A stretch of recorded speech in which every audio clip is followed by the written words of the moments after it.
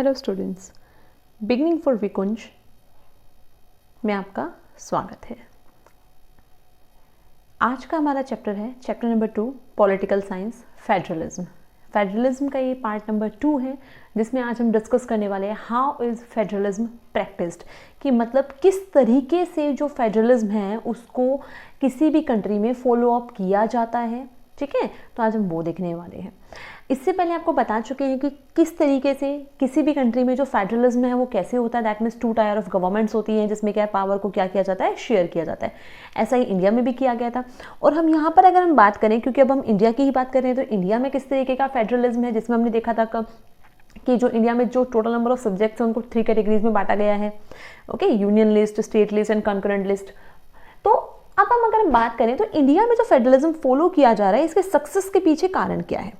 अगर हम इसके सक्सेस की बात देखें तो सिर्फ ऐसा नहीं है कि किसी भी चीज़ को कॉन्स्टिट्यूशन के प्रोविजन में अगर हमने एड ऑन कर दिया तो उससे क्या एक तरीके से जो फेडरलिज्म है वो फुलफिल हो गया। नो, जब तक वहाँ की जो गवर्नमेंट है अगर वो सही तरीके से काम नहीं करेंगे, एक दूसरे के साथ मिलकर काम नहीं करेंगे, ट्रस्ट उनमें मेंटेन नहीं होगा, तब तक किसी भी फेडरल फॉर्म ऑफ गवर्नमेंट का सक्सेस हो पाना इम्पॉसिबल है।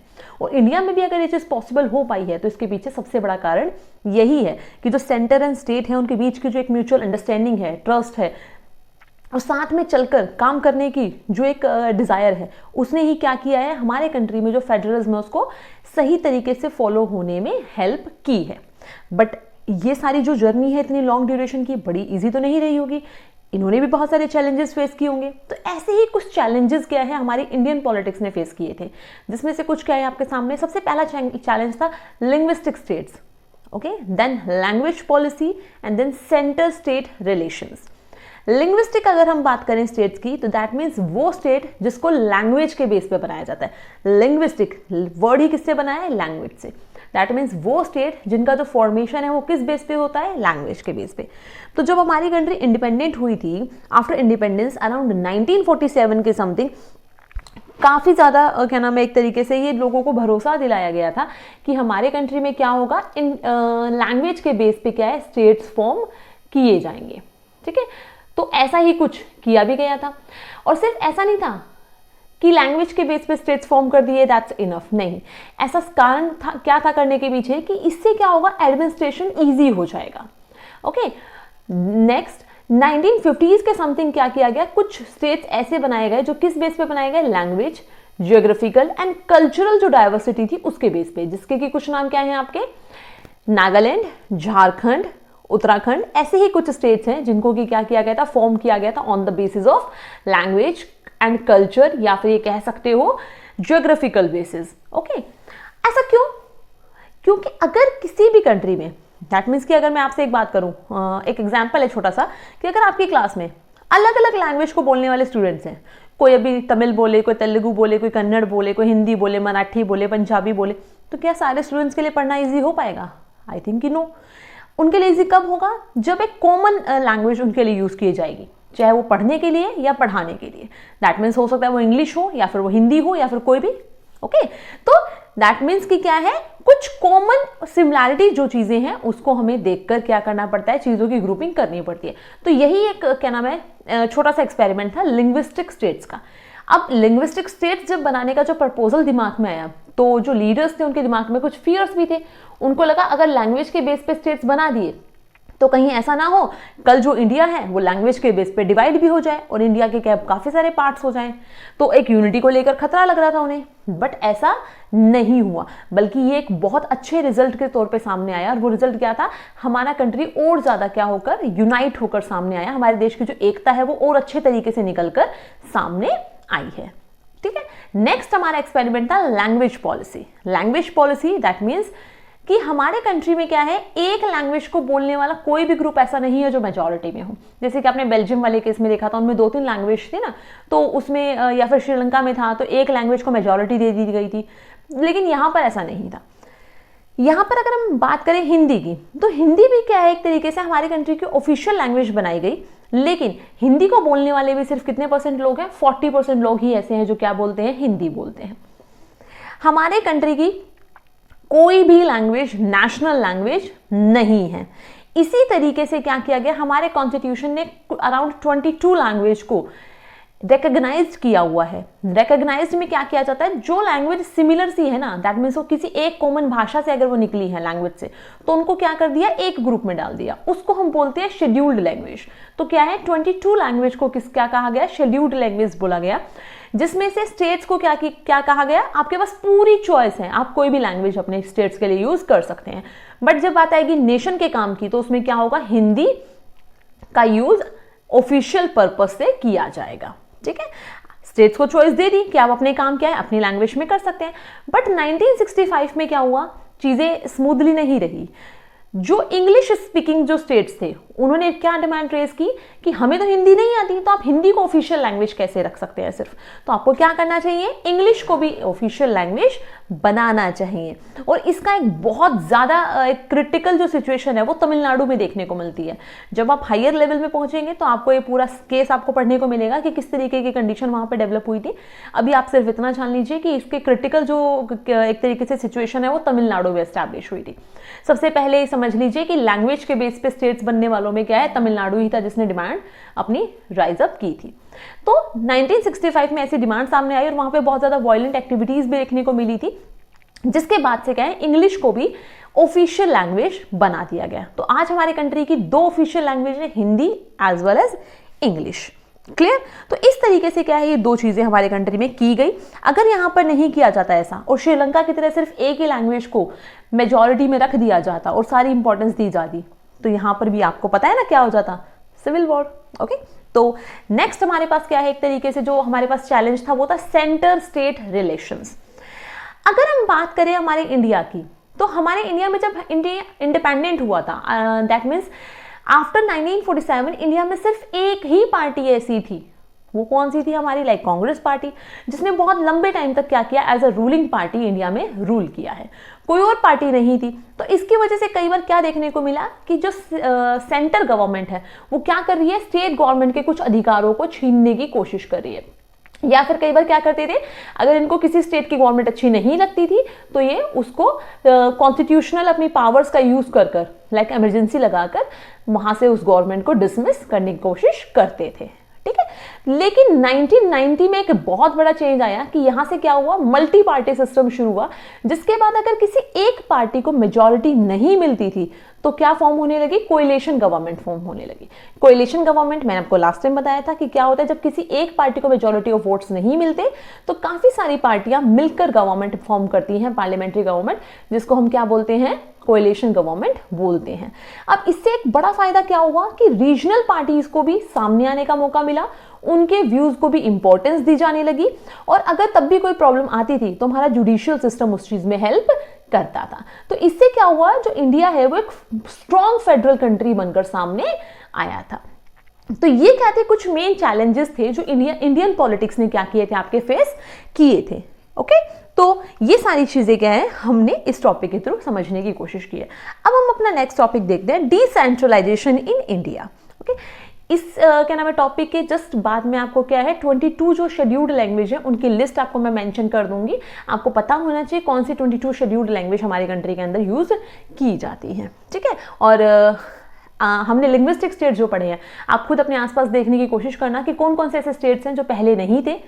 जो मैप है आपकी बुक में कंपैरेटिवली 1947 के समथिंग कौन से स्टेट थे, और अगर आज हम 21 का अगर मैप देखें या फिर आप 2-4 साल पहले का भी देखेंगे तो आप देख सकते हैं कि बहुत सारे ऐसे स्टेट्स हैं वो जो न्यूली फॉर्म्ड हैं। ओके, तो आप खुद देखिए कि कौन से ऐसे न्यूली फॉर्म्ड हैं और कौन से ऐसे स्टेट्स हैं जो पहले से यहाँ पर प्रेजेंट थे। ओके, तो किस तरीके से कह सकते हो एक बाउंड्री, एक तरीके जो पूरा बाउंड्री है ना वो उसमें एक चेंज आया है। वैसे मैं भी क्या नाम है आपके लिए एक सरप्राइज प्लान किया है मैंने, अगर आप भी क्या नाम है शॉर्ट वीडियोस देखते हैं तो आपको उसमें वो जरूर मिलेगा।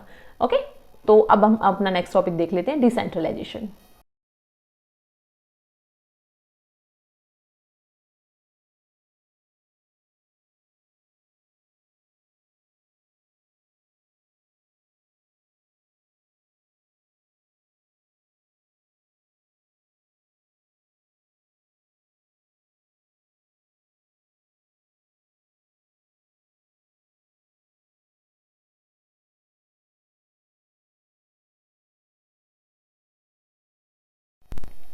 तो स्टूडेंट हमारा नेक्स्ट टॉपिक क्या था, डिसेंट्रलाइजेशन इन इंडिया। ओके, तो डिसेंट्रलाइजेशन का मतलब पहले हम देख लेते हैं। डिसेंट्रलाइजेशन में एक तरीके से अगर हम देखें तो क्या किया जाता है, जब कोई कंट्री बहुत ज़्यादा बड़ा होता है ना, दैट मीन्स जो बड़े देश हैं वो क्या करते हैं, अपनी पावर को आपने देखा है जनरली 2 पार्ट्स में डिवाइड करते हैं, सेंटर और स्टेट के साथ। बट अब इंडिया क्या है, जब बेल्जियम जैसा जो छोटा सा कंट्री है, अगर उसने एक कम्युनिटी गवर्नमेंट फॉर्म की थी, ठीक है ना, अपने कॉन्फ्लिक्ट्स को कम करने के लिए, तो ऑब्वियस है इंडिया इतना बड़ा कंट्री है जहाँ पर इतनी ज़्यादा डाइवर्सिफाइड नेशन है, इतना ज़्यादा एक तरीके से डाइवर्सिफिकेशन यहाँ पे पाया जाता है, तो हमें भी ऑब्वियस है ना नीड है। तो इसी वजह से क्या किया गया, एक लोकल गवर्नमेंट बनाई गई जिसको हम क्या बोलते हैं, डिसेंट्रलाइजेशन कहते हैं। ठीक है, तो इतनी बड़ी कंट्री को चलाने के लिए पॉसिबल नहीं था, क्या नाम है, ओनली 2 लेवल्स, तो इसीलिए क्या किया गया, एक थर्ड फॉर्म ऑफ गवर्नमेंट बनाया गया, लोकल गवर्नमेंट। अब लोकल गवर्नमेंट बना तो दिया, लेकिन बहुत सारी प्रॉब्लम उसने फेस की। कैसे प्रॉब्लम, जो लोकल गवर्नमेंट बनाई गई, पहली बात तो क्या है, एक तरीके से उनको नॉलेज ही नहीं दी सही तरीके से कि उनको क्या करना है, कैसे करना है, कोई उनको रिस्पॉन्सिबिलिटी नहीं दी जाती थी। ठीक है, और क्या नाम है, एक तरीके से तो ये मेन इश्यूज था, वहां पे उनको प्रॉब्लम फेस करनी पड़ती थी। इलेक्शंस रेगुलर इंटरवल पे नहीं होते थे। अब मेन कारण क्या थे, क्यों किया गया डिसेंट्रलाइजेशन। अब आप सोचिए कि अगर आपके लोकल एरिया में कोई भी प्रॉब्लम है, कोई इश्यू है, तो आप क्या करेंगे, सीधा पीएम के पास तो नहीं जाएंगे ना, ऑब्वियस है, पीएम तो उनको एक तरीके से नेशनल लेवल इश्यूज देखने हैं तो वो नहीं देख पाएंगे। तो इसीलिए एक लोकल लेवल गवर्नमेंट बनाई गई जो क्या कर सके, पूरे कंट्री, दैट मीन्स उस पूरे कंट्री में बनाई गई, दैट मीन्स कि जो लोकल लेवल पे जो प्रॉब्लम्स हैं, जो इश्यूज हैं, वो उनको अच्छे से सॉल्व कर पाए, क्योंकि लोकल लेवल पे उनको पता है कि कहाँ पैसे लगाने हैं, कौन सी एक तरीके से पॉलिसीज बनानी है ना, तो उनको ग्रास रूट लेवल पे सारी चीज़ें अच्छे से पता होती है। दूसरा, कोई भी जो लोकल अगर क्या नाम है प्रॉब्लम, एक तरीके से सिटीजन होगा, वो अपनी प्रॉब्लम सॉल्व करने के लिए बड़े जल्दी से उसकी प्रॉब्लम सॉल्व भी हो सकती है, और वो किसी लोकल गवर्नमेंट के पास ही जाता है, हमेशा एक तरीके से सेंटर या स्टेट के पास नहीं जाएगा ना हर प्रॉब्लम के लिए। तो दैट्स वाई क्या है, नीड फील हुई कि क्या होना चाहिए, एक लोकल लेवल गवर्नमेंट होनी जरूरी है, जिसकी वजह से क्या किया गया, डिसेंट्रलाइजेशन किया गया। ओके, देन डिसेंट्रलाइजेशन किया, देन क्या है, 1992 में हमारे कॉन्स्टिट्यूशन में एक अमेंडमेंट किया गया, जिसके थ्रू क्या है, कुछ एक पावर क्या की गई, लोकल गवर्नमेंट को दी गई। सबसे पहला चेंज तो क्या किया गया, ये कहा गया कि पहले क्या था, लोकल गवर्नमेंट बना तो दी थी लेकिन बहुत सारी कमियां थी। तो सबसे पहला तो चेंज क्या किया गया कि अब क्या है, रेगुलर इंटरवल पर इलेक्शंस होने जरूरी हैं। जो टाइम पीरियड आपके लिए दिया गया है 5 साल का, आपको हर 5 साल में इलेक्शन करवाने जरूरी लोकल लेवल पे हैं। इसके अलावा जो SC ST दैट मीन जो रिजर्व्ड कैटेगरी है, उनके लिए क्या किया गया, कुछ सीटें रिजर्व की गई, SC ST OBC इन सब के लिए, जिससे कि इन लोगों को भी लोकल लेवल पर आने का मौका मिल सके और ये भी क्या कर सके, अपनी गवर्नमेंट फॉर्म कर सके।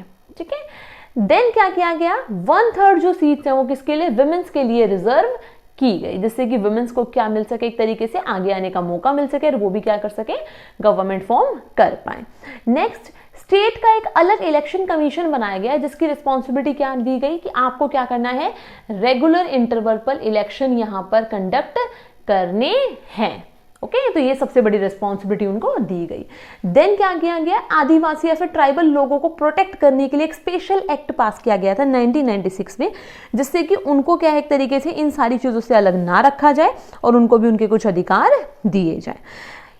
नेक्स्ट हमारे पास क्या था कि जो स्टेट गवर्नमेंट है उसको अपने शेयर में से, दैट मीन्स जो भी वो रेवेन्यू उनको मिलता है या फिर जो भी उनको फंडिंग सेंटर की तरफ से मिलती है, उसमें से वो कुछ परसेंटेज क्या करेंगे, लोकल लेवल गवर्नमेंट के साथ अपना शेयर करेंगे।